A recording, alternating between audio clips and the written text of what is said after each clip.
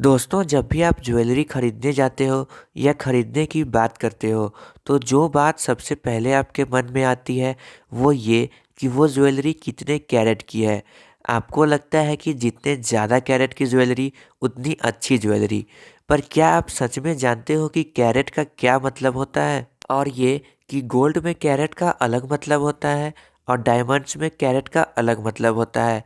तो आगे देखते रहिए इस वीडियो को। आज के इस वीडियो में हम बात करेंगे कि कैरेट क्या होता है और इसका इस्तेमाल क्यों किया जाता है। Hello friends, welcome to route two, a channel where you will get everything. तो आइए देखते हैं।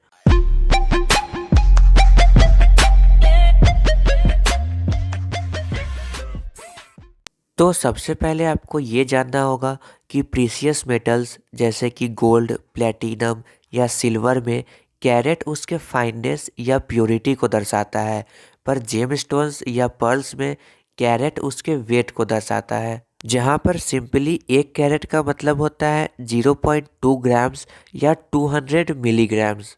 कैरेट के इस डिफिनीशन को 1907 में fourth general conference on weights and measures में अडॉप्ट किया गया था। General conference on weights and measures international bureau of weights and measures की सुप्रीम अथॉरिटी है, जो वेट्स और मेजरमेंट से जुड़े हुए स्टैंडर्ड्स और कन्वर्सन को डिसाइड करती है। 1907 से पहले अलग अलग जगहों पर कैरेट की अलग अलग डिफिनीशन थी। जैसे ब्राज़ील में 1 कैरेट मतलब 192.2 मिलीग्राम्स, इजिप्ट में 195 मिलीग्राम्स, स्पेन में 205.393 मिलीग्राम्स और एम्स्टर्डम में 205.7 मिलीग्राम्स। बहुत समय पहले हर कंट्री की अपनी अलग कैरेट होती थी और उस समय कैरेट का यूज़ गोल्ड का वजन करने के लिए भी किया जाता था। पर 1570s के शुरुआत से नॉर्मली इसका इस्तेमाल डायमंड्स के वजन के लिए किया जाने लगा। कई बार कैरेट को मेट्रिक कैरेट के नाम से भी जाना जाता है, पर उसका भी मतलब 200 मिलीग्राम्स ही होता है। तो जब भी आप डायमंड्स या दूसरे जेम स्टोन्स खरीदते हैं और दुकानदार आपको उसका कैरेट बताता है, तो उसका मतलब होता है कि वो आपको उस जेमस्टोन का वेट बता रहा है, जो कि 1 कैरेट मतलब 200 मिलीग्राम्स होता है। और सबसे ज़रूरी कि इस कैरेट का स्पेलिंग CARAT होता है। अब हम बात करते हैं गोल्ड में कैरेट के यूज़ की। तो कोई भी प्रीशियस मेटल जैसे कि गोल्ड, सिल्वर या प्लेटिनम, ये सभी पूरी तरह से या 100% प्योर नहीं होते हैं। उसमें कुछ इम्प्यूरिटीज़ होती है। और जब भी उस मेटल की कोई चीज़ बनाई जाती है जैसे कि कॉइन या ज्वेलरी, तो वो सिर्फ उस प्रीशियस मेटल की नहीं होती है, बल्कि वो बेस मेटल और उस प्रीशियस मेटल के अलॉय से बनाई जाती है, ताकि उस ज्वेलरी के हार्डनेस और ड्यूरेबिलिटी को इंक्रीज किया जा सके और ज़रूरत पड़ने पर उसका कलर भी चेंज किया जा सके। अलॉय का मतलब होता है दो या दो से ज़्यादा मेटल्स का मिक्सर, और बेस मेटल इनएक्सपेंसिव और कॉमन मेटल्स को कहा जाता है, जैसे कि कॉपर या जिंक।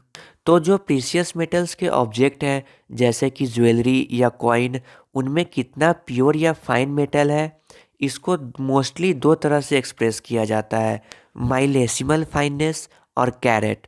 कैरेट का इस्तेमाल सिर्फ गोल्ड के लिए होता है और इस कैरेट की स्पेलिंग होती है KARAT। लेकिन यूनाइटेड किंगडम में इस कैरेट की स्पेलिंग भी CARAT ही होती है और यूनाइटेड स्टेट्स में इसकी स्पेलिंग K से शुरू होती है। अब हम बात करते हैं माइलेसिमल फाइननेस की। तो इसमें क्या होता है कि हम पार्ट्स पर 1000 काउंट करते हैं, यानी कि पूरे अलॉय के 1000 पार्ट्स में उस पार्टिकुलर मेटल का कितना पार्ट है। और कैरेट में हम पार्ट्स पर 24 काउंट करते हैं, यानी कि उस पूरे अलॉय के 24 पार्ट में गोल्ड का कितना पार्ट है। सपोज 18 कैरेट गोल्ड कॉइन है, तो उसमें 18/24 पार्ट गोल्ड का होगा और 6/24 पार्ट्स दूसरा मेटल होगा। तो इसका मतलब है कि उस कॉइन में 75% गोल्ड है। अगर इसी को हम माइलेसिमल फाइननेस में एक्सप्रेस करते हैं तो हम इसे 750 लिखेंगे और कैरेट में 18 कैरेट। माइलेसिमल फाइननेस का इस्तेमाल बहुत सारे यूरोपियन कंट्रीज़ में किया जाता है। 24 कैरेट गोल्ड को 100% गोल्ड माना जाता है, जो कि माइलेसिमल फाइननेस के अनुसार 39 फाइन है, यानी कि 999। पर जो आज तक का सबसे प्योर गोल्ड प्रोड्यूस किया गया था वो 69 फाइन था, यानी कि 999.999। इसे 1957 में प्रोड्यूस किया गया था। पर जो अभी सबसे प्योर गोल्ड प्रोड्यूस किया जाता है वो 595 है, यानी 999.99 कैरेट के मुकाबले माइलेसिमल फाइनेंस का एक यही फ़ायदा है कि उसमें ज़्यादा अच्छे से पता चलता है कि गोल्ड कितना प्योर है। अगर हम कुछ कॉमनली यूज माइलेसिमल फाइनेंस को कैरेट में एक्सप्रेस करते हैं तो वो होगा 958.323 carat, 916 22 carat, 834 20 carat, 750 18 carat, 625 15 carat और 583.3 14 कैरेट। गोल्ड की ही तरह माइलेसिमल फाइनेंस का इस्तेमाल प्लेटिनम और सिल्वर के लिए भी किया जाता है, पर कैरेट का इस्तेमाल सिर्फ गोल्ड के लिए ही होता है। सिल्वर में जो सबसे ज़्यादा मिलाया जाने वाला अलॉइंग मेटल है वो है कॉपर, और गोल्ड में जो सबसे ज़्यादा मिलाया जाने वाला अलॉइंग मेटल है वो है सिल्वर। पर इसके साथ ही गोल्ड में कॉपर, पैलेडियम, निकल और जिंक भी मिलाया जाता है।